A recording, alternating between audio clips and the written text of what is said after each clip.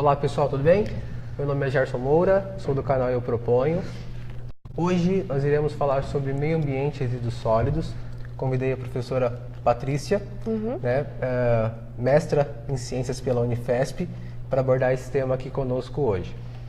Bom, já iremos iniciar com uma pergunta extremamente importante, que é sobre meio ambiente. Ela vai fazer uma explanação sobre o que é a questão do meio ambiente nos municípios. Tudo bem, Patrícia? Obrigado pelo convite. Bem, eu agradeço, estou muito contente de estar participando aqui do canal Eu Proponho, com essa proposta de falar sobre meio ambiente hoje. Na verdade, o que a gente tem visto é que muitas pessoas consideram o meio ambiente como natureza, áreas verdes. E, na verdade, não é isso. O meio ambiente, na verdade, faz parte de tudo. Nós somos o meio ambiente também, como seres humanos. O próprio meio urbano está inserido na questão de meio ambiente. Então, acho que o primeiro paradigma que a gente tem que quebrar é sempre relacionar essa questão de meio ambiente à natureza, meio natural, meio preservado, que na verdade não é isso. E falando na questão do município, uma coisa importante que temos que lembrar é que meio ambiente ele está relacionado a todas as outras instâncias da questão municipal. Então, por exemplo, saúde. Eu não consigo ter uma boa saúde se eu não tenho um meio ambiente equilibrado.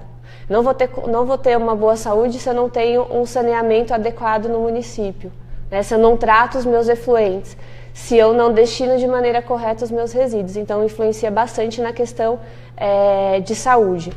Outra coisa também que a gente fala sobre meio ambiente é a questão econômica. Então, ele está totalmente relacionado à questão econômica. Se eu não tenho um equilíbrio ambiental, eu vou ter problemas também na exploração de recursos naturais. E pode gerar aí um problema econômico também. Então, o meio ambiente, na verdade, ele está ligado a tudo. Quando a gente fala de mobilidade, questão de trânsito, tudo isso é meio ambiente. É bacana que tem uma frase que ela é muito um paradigma, né? O meio ambiente ele não é só o meio, ele é o inteiro, né? Sim, então, não adianta só pensar no meio, né? A gente tem que pensar no inteiro. Então, ele não é só isso. Dentro dessa questão do meio ambiente, Patrícia, nós sabemos que tem leis. Sim. A lei ela não se restringe apenas a um determinado ciclo, mas ela também se restringe melhor. Ela também se aplica no meio ambiente. Como que funciona a lei no Brasil hoje? Sim, eu sempre falo para todos, para os meus alunos ou as pessoas que eu dou palestra, que a legislação ambiental no Brasil, ela é muito boa. Nós temos muitas legislações relacionadas à questão ambiental. Uma que a gente pode destacar é a Política Nacional de Meio Ambiente de 1981, então ela já vem trazendo o conceito da questão de preservação, de qualidade de vida, antes até da Constituição, de 88, que é o que a gente tem hoje. Então essa lei ela já dá alguns objetivos, alguns instrumentos. Então a Política Nacional de Meio Ambiente já vem falando da fiscalização, da questão do poluidor pagador, da questão também do licenciamento, que é importante, a avaliação de impacto ambiental, que deve ser feita antes de liberar a construção e a operação de um empreendimento. Depois disso, a própria Constituição Federal, em 1988, traz um capítulo significativo, um capítulo só da questão de meio ambiente, falando que o meio ambiente equilibrado é direito de todos. E assim por diante a gente vai ter um monte de legislação ambiental tratando cada um do seu de determinado assunto. Então a gente tem a Política Nacional de Meio Ambiente, que é bem geral. Eu poderia citar, por exemplo, também a Política Nacional de Mudanças do Clima, a mudança climática também, que é bastante importante. A Política Nacional de Saneamento também. E, por último, aí, que é uma lei que eu venho estudando bastante, que é a Política Nacional de Resíduos Sólidos, fora outras que a gente tem. Uma coisa importante também que é legal destacar é que mesmo a gente tendo legislações muito boas no papel, muitas vezes a gente não tem o cumprimento delas. Isso que às vezes me entristece, porque a legislação é muito boa, porém a aplicabilidade dela não está sendo tão efetiva assim. Sim. O problema, assim, a gente tem a teoria, mas a prática é um problema ainda no Brasil. A gente não consegue colocar muitas coisas em prática. Tem alguma lei específica que você possa assim, mencionar para nós? Por exemplo, eu sei que na Rio, mas a gente já debatemos muito Código Florestal. Sim, né? Foi bem na época, né, que estava a questão da mudança, né? Isso.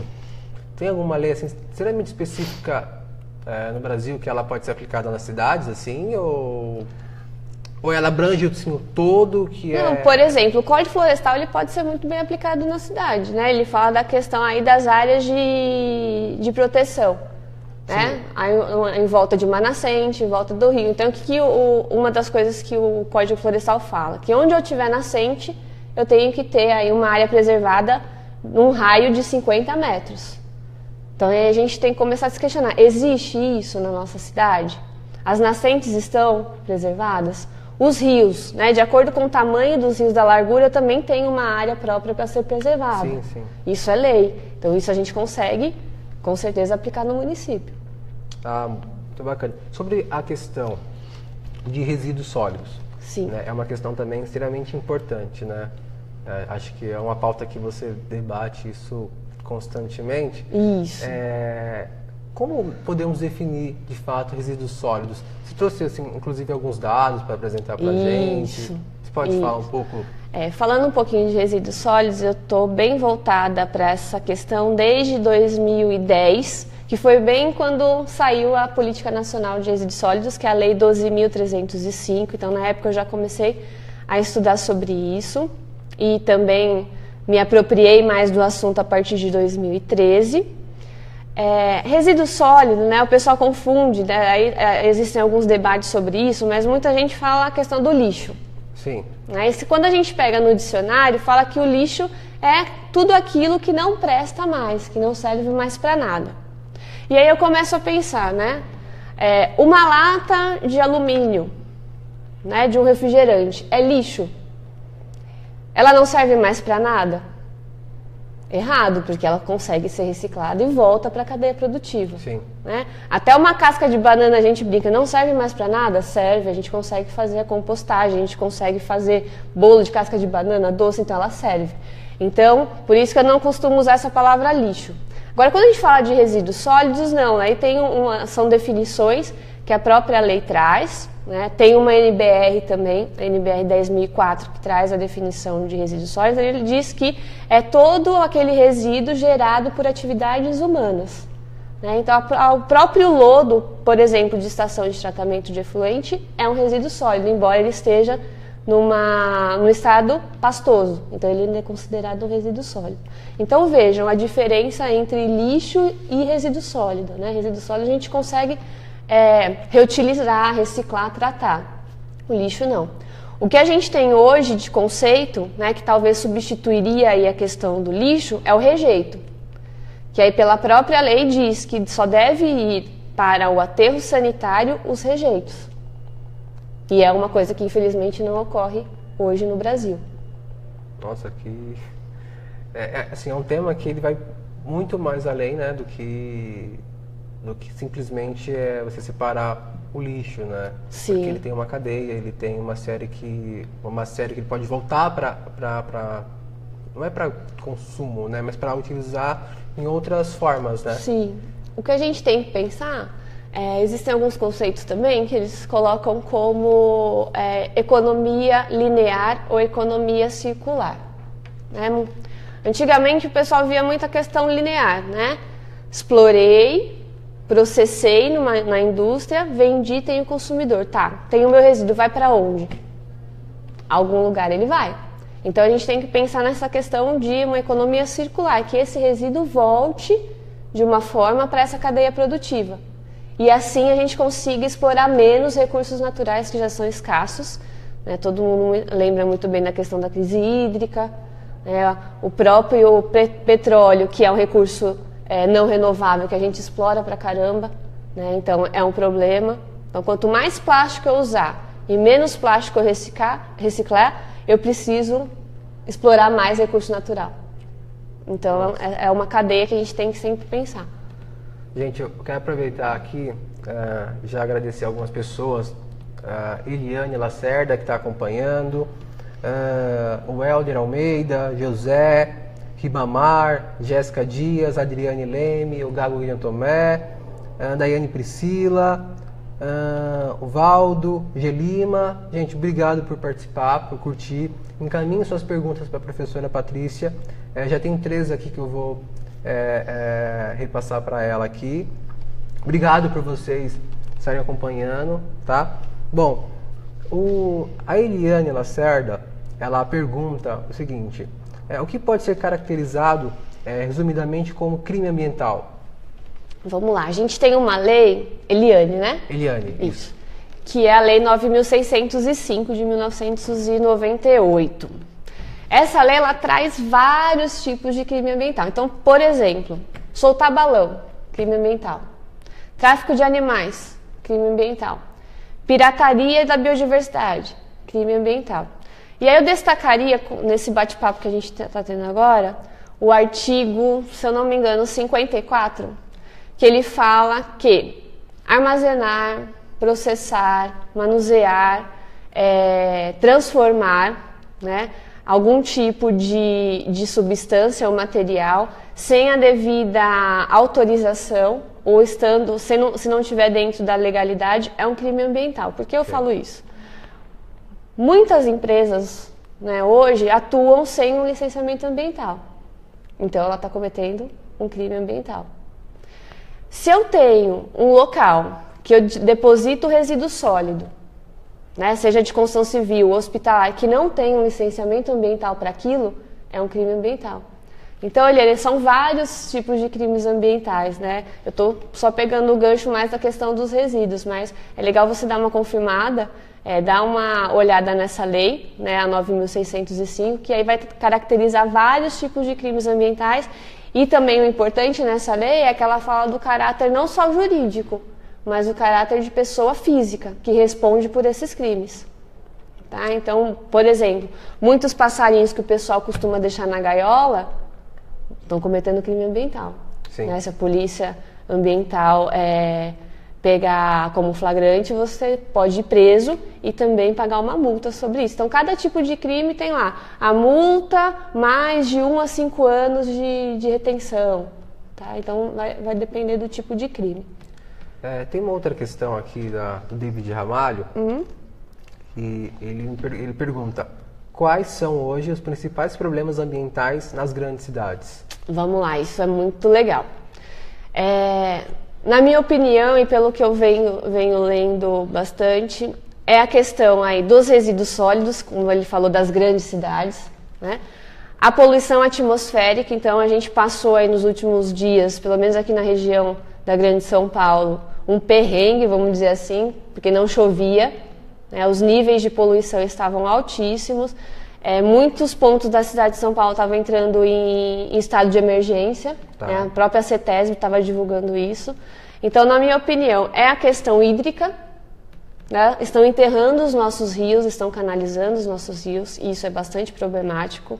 A questão dos resíduos sólidos e também aí as emissões atmosféricas, poluição atmosférica. Além da questão de mobilidade, que tem tudo a ver também com o que a gente falou, principalmente das questões atmosféricas. Então quer dizer que a questão ambiental, ela envolve não apenas, né, como eu disse, o meio. Sim. Ele vai envolver todo o ciclo de uma gestão pública. A gente pode falar da questão na mobilidade, seja na questão, como você mencionou, no saneamento, Sim. que também pode ser ambiental, né, mas ela envolve uma outra instituição, que seja, porque você canaliza os rios. Quando você canaliza os rios, você basicamente mata algo extremamente importante para uma cidade.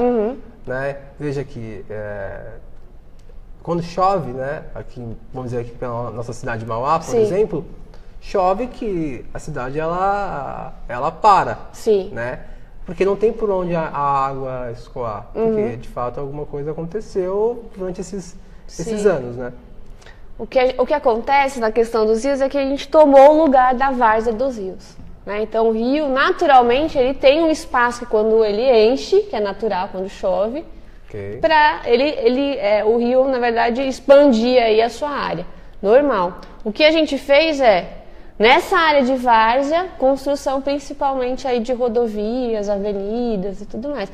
Então, não é a questão do rio, né? Vamos canalizar esse rio que ele dá problema. Na verdade, o planejamento do município, foi errado. Tá. Há um tempo atrás que se instalou nessa margem dos rios. Tá. Tem uma... Deixa eu agradecer aqui o pessoal que está aqui também. O Valdo França, ele está em Montreal. Não tem alguém de fora. Legal. Acho que é de Montreal. A Adriana Leme, ela perguntou como podemos evitar isso hoje. Que você mencionou um pouco atrás do problema de crime ambiental, essas coisas. Como a gente pode evitar? Assim como o David mencionou sobre os problemas. Você tem como evitar esse tipo de problema? Evitar os problemas ambientais? Isso. Ele disse? Como? Nossa, são várias coisas que a gente tem.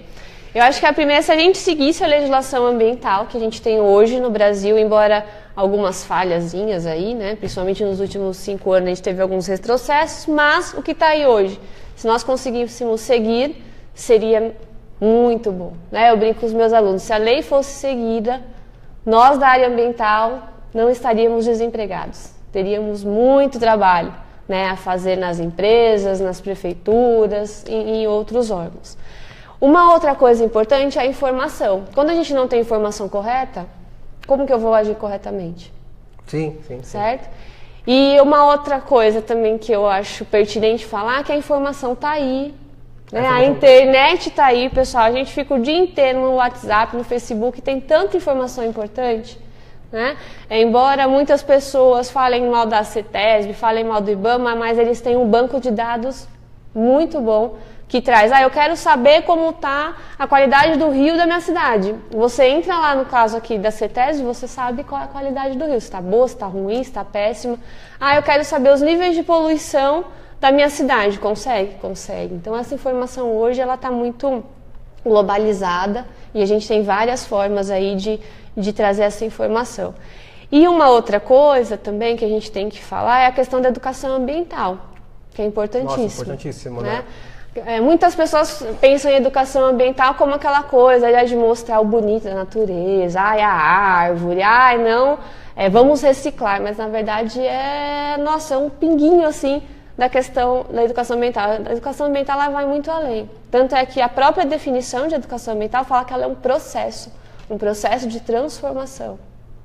Então, é para transformar esses paradigmas antigos que nós tínhamos, né? E não pensar só na questão de meio ambiente, mas a educação ambiental ela trata da questão social, né? Social, cultural, ambiental. E aí sim a gente consegue fazer uma transformação, no caso aí também do modelo econômico e outras coisas mais. A educação ambiental ela é um norte, né? Sim. Nesse aspecto, porque você pode começar a partir do jovem, né? Você inicia a partir da molecadinha. Sim. E você vai seguindo isso até os adultos, porque às vezes o jovem, né? Ele quer seguir por um caminho que é exatamente esse, que é o caminho que ele ouviu aquela aula, onde ele assistiu uma palestra e ali ele se empolgou e falou, nossa, é isso que eu quero seguir. Eu acho extremamente importante. Eu acho que é uma luta que ela apenas iniciou, mas tem muito para seguir. Tem E aí, deixa eu só completar, só falando dessa questão de resíduos, vamos colocar algumas coisas mais específicas do que se pode fazer, né? Que é mais a minha área de resíduos aí.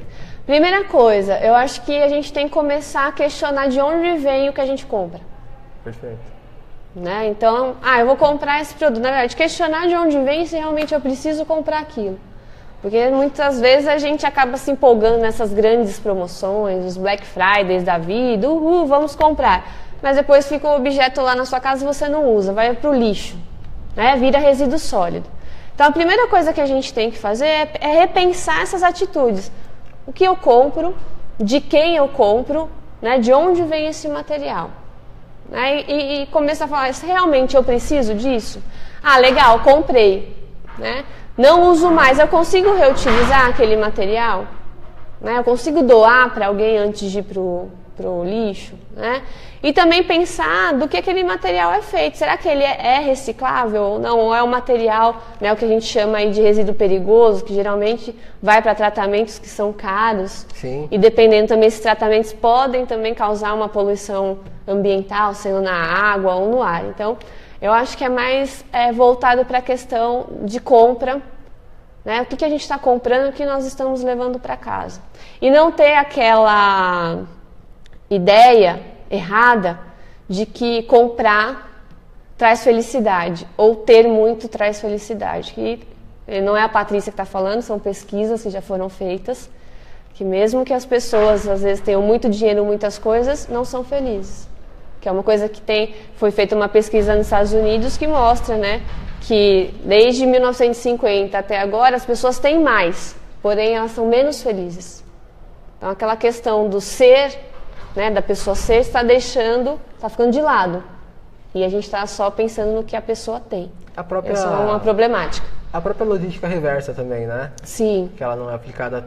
Pode dizer que assim, muitas das empresas hoje, elas têm na sua missão, valor, como aplicar esse método de você aplicar a logística reversa, né? Que é nada mais do que você produzir um conteúdo, um material, sim, que ele vai para o consumidor, mas depois você resgatá-lo de volta, né? Isso está muito claro que as indústrias, as empresas fazem, mas na prática não acontece, né? Por exemplo, se a gente for analisar a logística reversa hoje, eu diria para você, Gerson, que ela não funciona. E a logística reversa, ela é uma ferramenta, ela está dentro da Política Nacional de Resíduos Sólidos, ela está na lei. É preciso que faça. Então, se não faz, a gente está cometendo um crime ambiental. Então, tudo que não está na lei e a gente não cumpre, é crime. A logística reversa que ela diz que os fabricantes, importadores, distribuidores e comerciantes de alguns tipos de produtos, então, por exemplo, eletroeletrônicos, questão de lâmpadas e baterias, pneus, óleo lubrificante, devem, né, ter a responsabilidade com esse resíduo pós-uso, né, desse produto pós-uso. Como se vai fazer? Aí a gente tem acordos setoriais de todos os tipos, né? Então tem empresas parceiras que passam recolhendo. Eu posso ter um ponto de coleta que as pessoas vão lá e deixam aquele resíduo. O que realmente hoje não acontece, infelizmente, né? A logística reversa é responsabilidade do fabricante e o que eu descobri numa pesquisa recente que eu fiz, que a logística reversa está ficando aí a cargo do município. Então é mais um custo que o município está tendo, que ele poderia investir em outras coisas, então ele está arcando com o valor que seriam das empresas. Então hoje eu levo para um ecoponto uma lâmpada, quem que vai destinar isso? É a Prefeitura de Mauá. Não é o fabricante daquela lâmpada. Que deveria ser o papel. Que deveria ser ele que é o responsável por aquele resíduo. E hoje a Prefeitura arca com esse custo. Que ela também vai deixar por aí esse resíduo? Não. Ela sabe que é um resíduo perigoso, ela faz a destinação correta. Ok. Tem uma pergunta aqui do José Lacerda, que ele diz, ele vai mais na questão de resíduos industriais. Sim. Como as indústrias podem auxiliar o setor de construção de edifícios na redução e gestão e também na destinação dos resíduos industriais? Sim.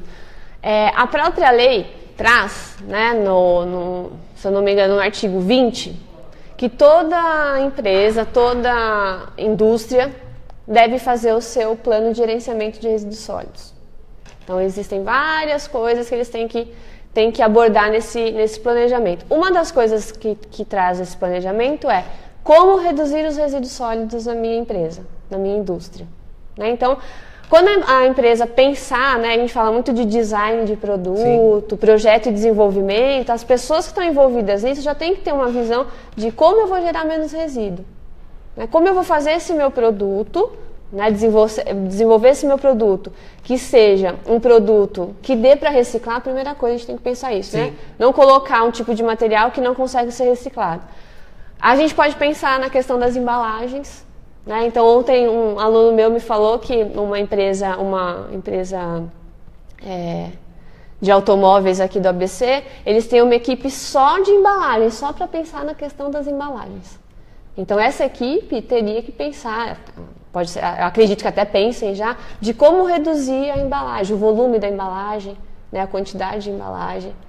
E na questão da construção civil, hoje a gente já tem algumas tecnologias que ajudam aí também, né, de utilizar menos concreto, né, que é uma das coisas também que a gente tem que pensar. A indústria cimenteira é uma das mais poluentes aí do mundo, né, a questão dos gases de efeito estufa. Por isso que eu falo, a questão ambiental, ela é muito diversa. Então, a gente está falando de resíduo e já está falando de gás de efeito estufa. Sim, tem tudo a ver.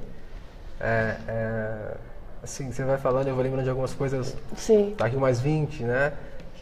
Que vai exatamente nesse encontro. Eu quero aproveitar aqui também e agradecer o João, seu aluno. Sim. Tá aqui acompanhando. O Márcio de Souza. E também o Gago eu já falei. Tem a Sandra Bonfim e o Augusto Lopes, tá? Então, estão acompanhando aqui. Bem bacana. Obrigado, gente. Bom, outra pergunta que o David fez é como pode o município fazer um crescimento econômico e não degradar tanto o meio ambiente? Legal, David. Uma coisa que a gente sempre discute também, a gente fala muito de preservação, né? Uhum. O conceito de preservação é manter a coisa intacta. Então, a gente não consegue preservar tudo querendo um desenvolvimento econômico. Sim. Então, veja, a gente tem que começar a pensar na questão de conservação. Conservação, eu consigo desenvolvimento econômico no equilíbrio com a questão ambiental, né? Eu acredito que é possível, sim, o desenvolvimento econômico a partir de uma conservação ambiental, desde que seja levado em conta, né, as prioridades do município, né? Então, as prioridades do município, eu acredito, primeiro, o munícipe, que é a gente que vive aqui, né? Levar em consideração também a legislação, tanto federal como estadual e municipal, né? E uma das coisas que o pessoal vem estudando é a questão do decrescimento. Nossa, não vai crescer? O problema do nosso país, quando a gente fala de crescimento econômico, é aumento de PIB. É a mesma coisa do IDH. Para quem não sabe, é o Índice de Desenvolvimento Humano. Então, muitas pessoas veem qualidade de vida como índices do IDH alto. Porém, quando a gente pega algumas cidades com IDH alto, o que a gente observa? Que a questão ambiental está sendo deixada de lado. Porque o resíduo é maior, as áreas verdes são menores. Então, como pode eu ter um índice de desenvolvimento humano num município que tem poucas áreas verdes e se gera muito resíduo? Né? Então, é algo que a gente tem que repensar. É que assim, a questão de você... O Brasil, ele passou um momento vamos dizer, na parte política, que foi exatamente de crescimento, né? Sim. Crescimento.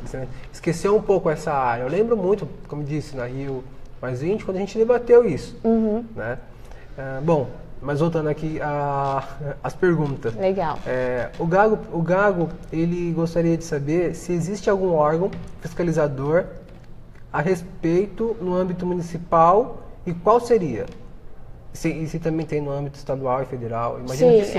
No nosso caso aqui, o órgão fiscalizador do estado é a CETESB e no caso municipal seriam as secretarias de meio ambiente. Então eles são os responsáveis por pela essa fiscalização. Bom, depois dessas perguntas agora é minha vez, né? Deixa eu abrir aqui meu bloco de notas. Bom, eu queria agora que a gente levantasse alguns dados importantes. Certo. Acho que você trouxe algum percentual que são de conteúdos que são gerados no Grande ABC, né, ou aqui nessa região, né? Isso. Vamos falar um pouquinho de números, né? Só para contextualizar a questão do Brasil. Em 2015, nós geramos aí 60 milhões de toneladas de resíduos no ano.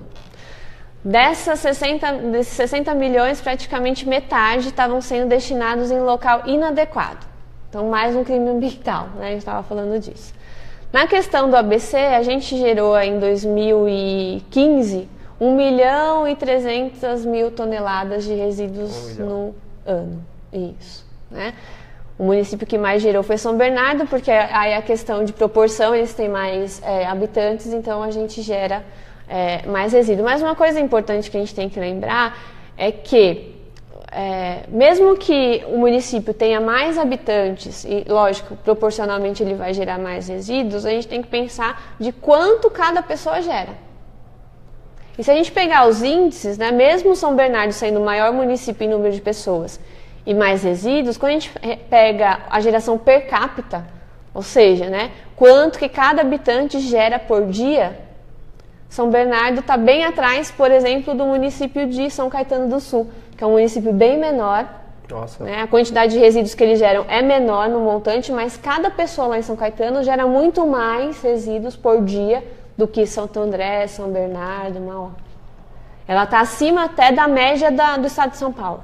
Nossa, assim, até um pouco engraçado, porque quando a gente fala de cidades inteligentes, Sim. São Caetano, ela está entre as 10 principais cidades inteligentes do Brasil. Uhum. Então, veja, ela não é uma cidade qualquer Sim. dentro do mérito de crescimento de cidades inteligentes. Porém, ela é pequena. Sim. Né? E assim, isso é um conflito, porque a partir do momento que você menospreza esses números, eu digo menosprezar no aspecto de você ser o primeiro por ser pequeno e ser uma cidade inteligente, não pensar de uma forma inteligente, uma smart city para sua cidade para tal problema, meio que não se enquadra, sabe? Sim, é o que eu falo na questão do IDH. Então, às vezes, esses índices eu acredito que deveriam ser revistos, entendeu? Deveria entrar esse conceito também, Sim, na questão né? ambiental. E aí, falando de São Caetano, também, a cidade aí do ABC que menos tem área verde.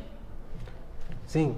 E se tem, Entendeu? são alguns parques, né, ali, né? São, se a gente pegar o total mesmo, a porcentagem de áreas verdes, São Caetano é que tem menos no ABC. Então, como uma cidade que tem o IDH super lá em cima, por isso que eu falo, às vezes a questão, né, na verdade, é que tudo no nosso país é muito levado a partir da questão econômica. Uhum. Então, ele tem maior renda, ele tem maior isso, né? Mas e a questão ambiental? Sim. Aonde verdade. vai? Né? Então, a gente tem que parar um pouco antes de colocar o dinheiro acima de tudo e tentar colocar também a questão ambiental, a justiça social também nesses índices aí. Bom, tem mais uma pergunta que é sobre resíduos sólidos. Uhum. Né? Qual que é a melhor política pública que podemos aplicar para essa redução? Sim, se nós, né, como pessoas, se nós como órgãos municipais, aplicarmos, né, um artigo muito importante da lei de resíduos sólidos, que é o artigo 9º, que ele diz o seguinte: qual que é a prioridade na gestão de resíduos sólidos, Gerson? Sim. Primeira coisa, não gerar. Então tem que pensar, não é reciclar, né? Toda vez que a gente fala de resíduo, o povo já pensa na reciclagem. Eu não estou falando que a reciclagem é ruim, tá bom? Sim, sim. Mas tem muita coisa atrás disso. Então é não geração. Como que eu não gero? Aí é a questão de repensar o nosso consumo, né? E a própria forma do modelo produtivo que a gente tem hoje. Não geração, redução, reutilização, reciclagem, tratamento desses resíduos e o que não der para tratar, aí sim vai para o aterro sanitário. Aterro sanitário, porque o lixão e o aterro controlado é crime ambiental, não pode.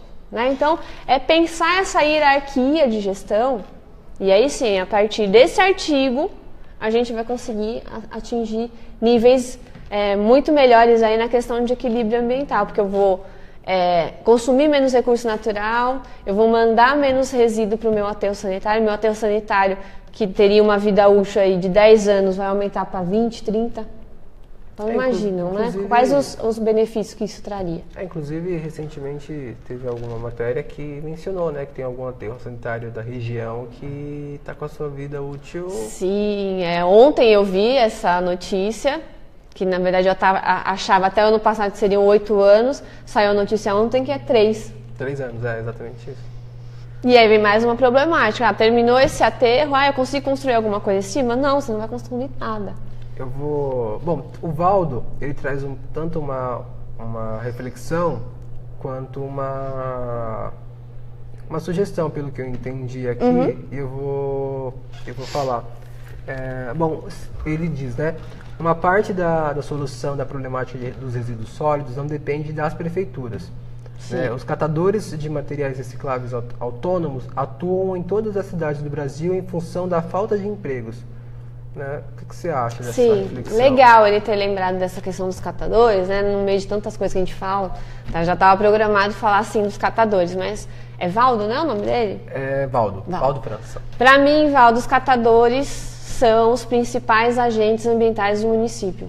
Eles fazem o serviço, muitas vezes, que a própria prefeitura não faz. Então, além de eles ajudarem na questão do recolhimento desses resíduos, eles também são educadores ambientais. né? Muitas vezes eles passam as informações necessárias para os munícipes, né?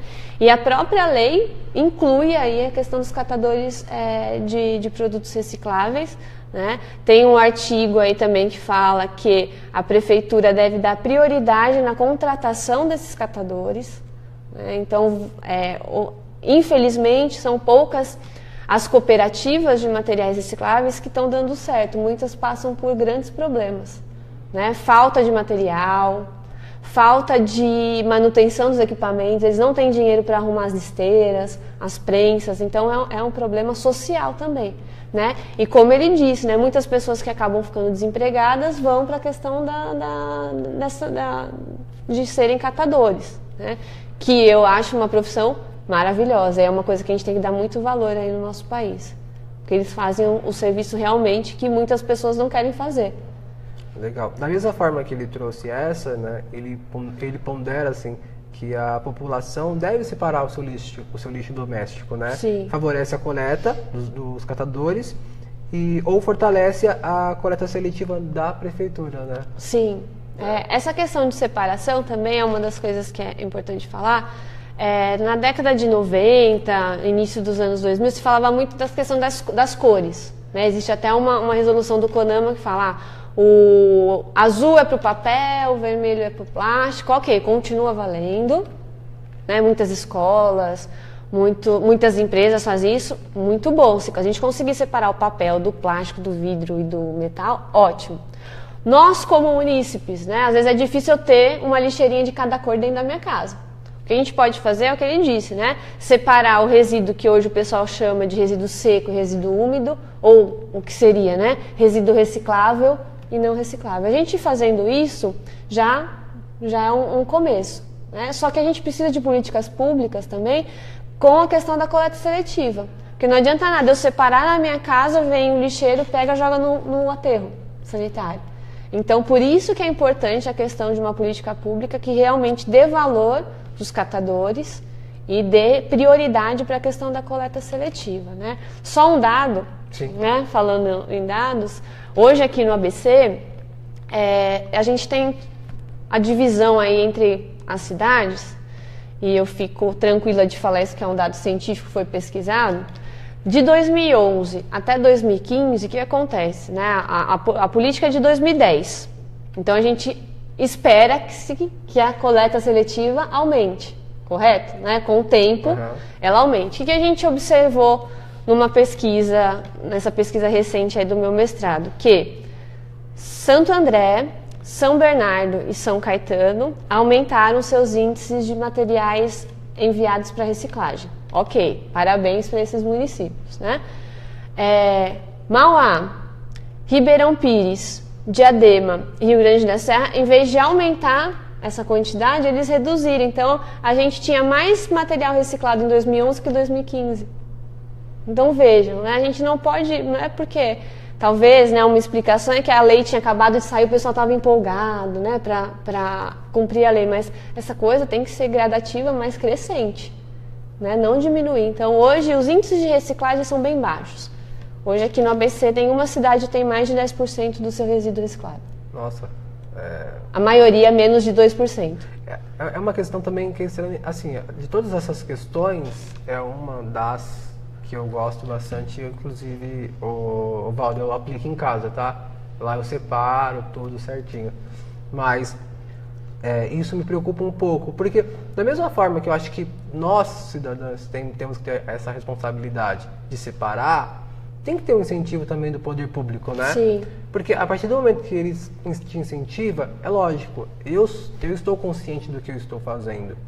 Mas se o poder público ele te dá eu não estou dizendo isenção IPTU, não é apenas isso. Sim. Isso é uma das partes. Sim. Mas de que forma que ele pode incentivar? Simples, eu acho que é simples, através de comunicado, de mídia, de formas, demonstrar de fato dados, né? Sim. Se não demonstrar dados, olha, Mauá cresceu, Mauá caiu, Santo André cresceu, São Paulo, pegar referências, acho que Campinas também, né? É uma cidade que, quando a gente vai, tem já isso de berço, de separação, né? Enfim, eu acho extremamente importante. Cada município, né, é importante falar, os nossos municípios têm isso, tem um plano de gestão, de gerenciamento de resíduos sólidos, né? Então, cada município aqui do ABC tem o seu, tem algumas metas. Uma das coisas que a gente observou também é que, na época que eles foram elaborados, a maioria até 2012, eles colocaram metas altas, difíceis de ser alcançadas realmente, não é porque foi falha do município, talvez na elaboração talvez teve essa falha, né, de nossa, não... Tem município que falou que ia reciclar 30% do resíduo gerado, né, e hoje a gente não tem nem 10%. Então, talvez pôr o pé no chão, falar, né, fazer o diagnóstico que é importante, o que eu tenho, e como que eu quero estar daqui 5, 10, 15, 20 anos. Né? E aí ter essa preocupação aí do poder público. Né? Uma coisa que você falou é informação para a população. Mas não adianta nada eu informar a população que a gente tem que separar se eu não tem um caminhão que passa lá na frente coletando. Exato. Isso sem né? dúvida. E as próprias pessoas às vezes ficam, eu separo, mas aí passa lá na minha casa, junta tudo. Não, mas aí eu entendo que tem que parar e ter um projeto para isso. Sim.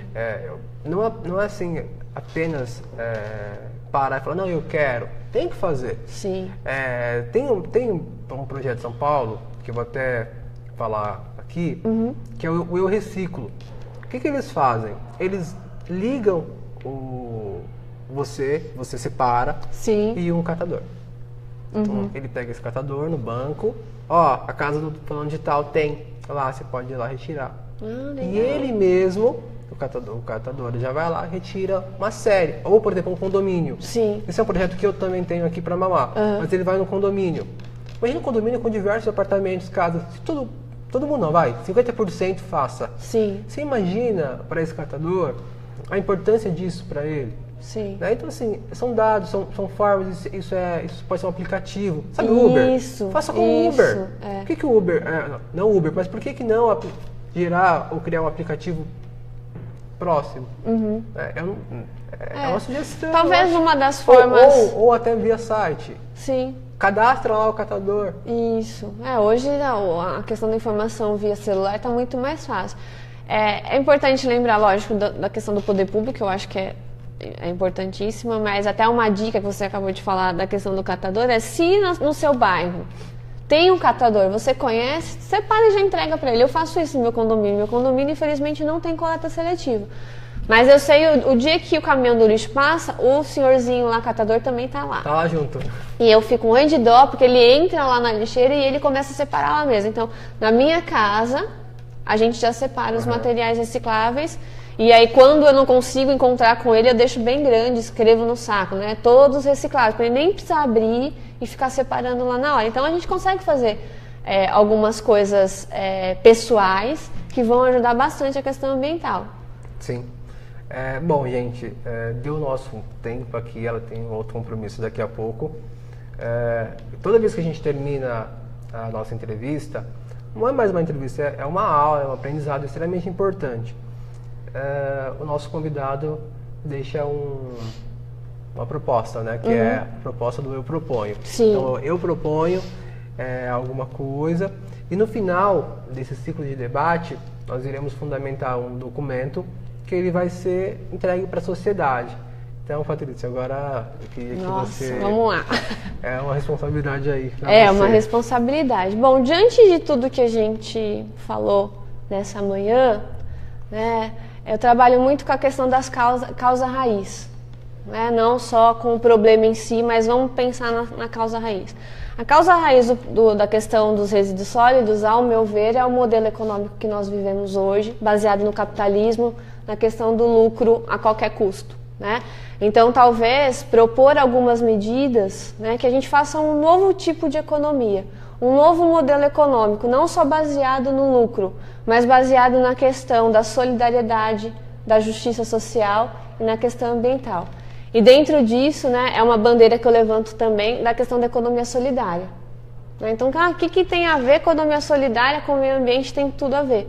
Então, se nós tivéssemos mais políticas públicas voltadas para essa questão da economia solidária, e dentro da economia solidária a gente tem a questão dos catadores também que estão com a gente na economia solidária, então tentar ver uma nova forma de economia, né? De eu comprar de pessoas locais.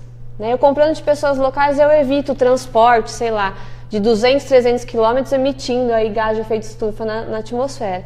Então, saber de onde vem o produto que eu compro.